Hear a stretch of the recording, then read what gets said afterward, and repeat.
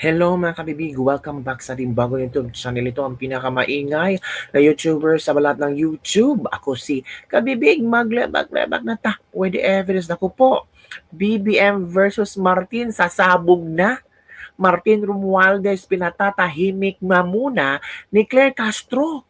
Naku po, mga kabibig, eto Naku, ang lakas ng loob ni Claire Castro. Parang mas powerful pa siya kay ni Martin Romualdez. Ito ang sabi ni Claire Castro, mga kabibig, manahimik ka na lang muna.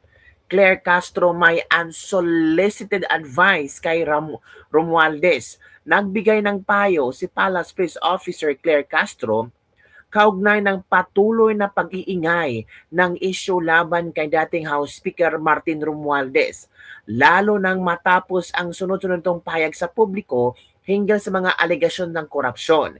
Sa isang panayam, diretsahang ibinahagi ni Castro kung ano ang gagawin niya kung siya ang legal counsel ng mambabatas. Naku po, sabi ni Claire Castro, kung ako ang lawyer niya, kung wala pang resolusyon, di ba sabi mo wala kang kasalanan, di ba? Mananahimik na lang muna ako. Unless yung sinasabi niyang yan ay nasa affidavit niya. Hala. Ang naturang pahayag ay kasunod ng paglabas ng view statement ni Martin Romualdez kung saan sinabi niyang politically engineered ang lahat ng ito. At sabi ni Martin na fall guy issue. Posible siya. Kasabay nito, kinaharap ni Martin ang mga kasong isinampan sa ng plunder, graft, bribery at money laundering kaugnay ng umano'y anomalya sa flood control project. So yun sabi, tingnan nyo ang pagmumukha ni Claire Castro. Sabi ni Martin, marami akong nalalaman tungkol sa kasulukuyang administrasyon. Ito naman ang sagot ni Claire Castro, manahimik ka lang muna.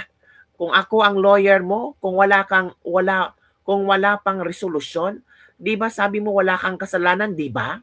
Mananahimik na lang muna ako unless yung sinabi mong yan nasa affidavit mo. Na Martin, manahimik ka. Yan ang advice ni Claire Castro. Naku, para yatang iba na ang aking pakiramdam nito. Parang wala nang takot si Claire Castro kay Martin Romualdez. Parang sinasabi ni Claire Castro, nako, malapit ka na, Martin Romualdez. Huwag kang atat-atat na dyan. Huwag kang kung ano-ano mga video pinapalabas mo. Manahimik ka. Manahimik ka muna. Hala ka kabibig. Ganun na ka-powerful si Madam Claire Castro ngayon. Hindi na mabasta-basta talaga mga kabibig. Eto ha. Ito yung video mga kabibig. Ito. Ang sabi ni Claire Castro. Ito. Manahimik muna. Yan ang unsolicited advice ni Palace Press Officer Yusek Claire Castro kay former Speaker Martin Romualdez. Ang detalye sa agenda report ni Ivy Reyes. Yan. Dapat huminahon muna si presidential cousin and former House Speaker Martin Romualdez. Ito ang profesional na opinyon ni Palace Press Officer Claire Castro bilang isang trial lawyer. Kung ako ang lawyer niya, Nan, kung wala pang resolution, sabi mo wala kang kasalanan, di ba? Tingin ko, mananahimik lang muna ako unless yung sinasabi niyang yan nasa affidavit niya. Dahil iginiit naman daw ni Romualdez na wala siyang kinalaman sa flood control scandal at mukhang kumpiyansa ito, hindi raw muna niya pagsasalitain si Romualdez dahil nagmumukha raw itong galit sa takbo ng investigasyon. Tila nagtampo raw ang kongresista sa Office of the Ombudsman nang harangin nito ang kanyang travel request patungong Singapore for health-related reasons. Humingi din ng precautionary hold departure order ang ombudsman sa Sandigan Bayan kasabay ng freeze order petition nila sa assets ni Romualdez bilang parte ng posibleng kaso ng money laundering. Depensa ni Romualdez, simulat sa pool, bukas siya sa lahat ng investigasyon. I will not allow myself to be turned into the scapegoat so that others who are actually accountable can walk away clean. I will not go alone. I will not be the fall guy for other people's corruption. Ayon kay Romualdez, the budget does not begin in the House but in the executive sa mga ahensya na nagpropose umano ng proyekto. That is why command responsibility is far more logically relevant in the executive branch where there is actually supervision, operational control, and implementation on the ground Pero para kay Navotas Representative Toby Tiangco na isa sa mga nabanggit na pangalan ni Romualdez, Hala ka, sa Toby Kongreso Tiangco. talaga nagmumula ang korupsyon at hindi sa ehekutibo. Hala. Dahil bago pa man ang ikatlong reading sa budget deliberations, may mga binabago na sa General Appropriations Bill. Naku. Sang-ayon din si Tiangco sa tanong ng Ombudsman kung coincidence lang ba na ngayon lang nagsalita si Romualdez kung kailan nahuli na si Zaldico. Tanong niya kay Romualdez, makakagalaw ba si Ko nang hindi alam ng House Speaker? The fact that former Speaker Martin Romualdez is acting this way, Hala ka. maybe he feels na talagang kung saan pupunta yung ebidensya, papabayaan ng presidente at hindi proprotectionan siya kahit pinsan. Hala Baka papunta na sa kanya yung Hala ka na ebidensya, talaga to. kaya ganito yung reaction niya.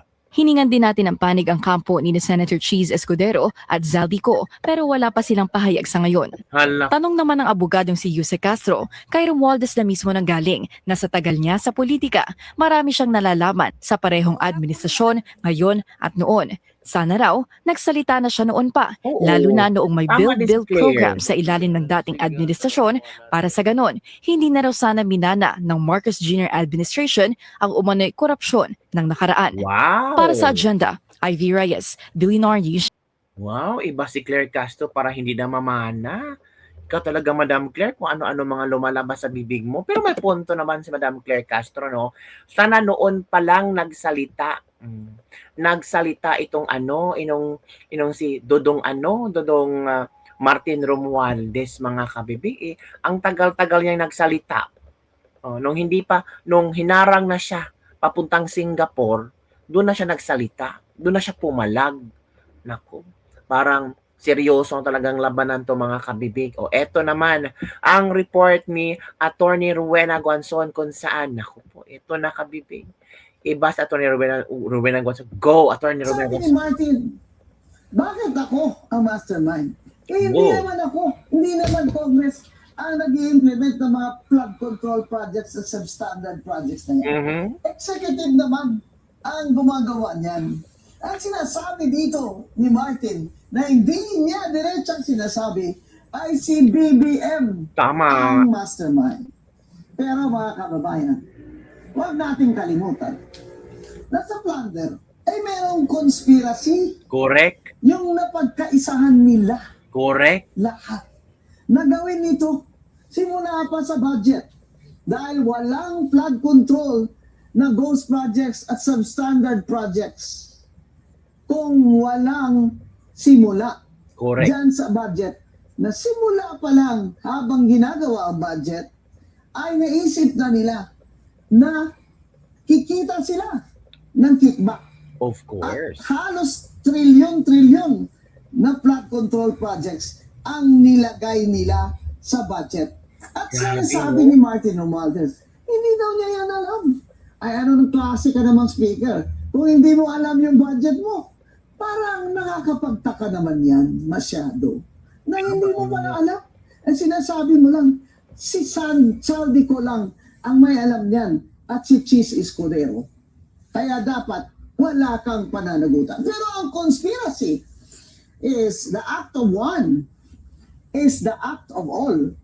Yan ang conspiracy. Galing. Ang sinasabi dito, na hindi pa sinasabi ni Ombudsman, which I'm going to say, is this, that this conspiracy to plunder the coffers in the budget through these flood control projects that are ghost and substandard began in the preparation of the budget, Correct. not in the implementation of that budget.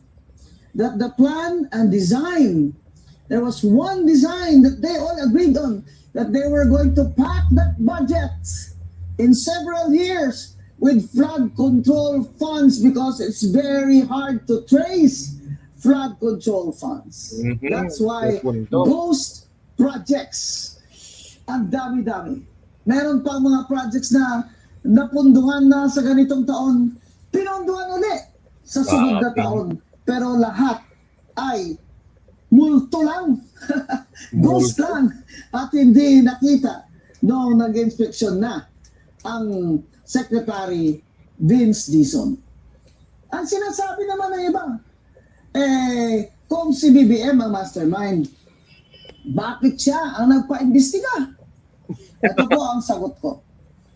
Ang hindi po talaga naisip ni BBM at ni Martin Romualdez na babaha ng ganong klaseng baha Correct. ang Agree. Pilipinas.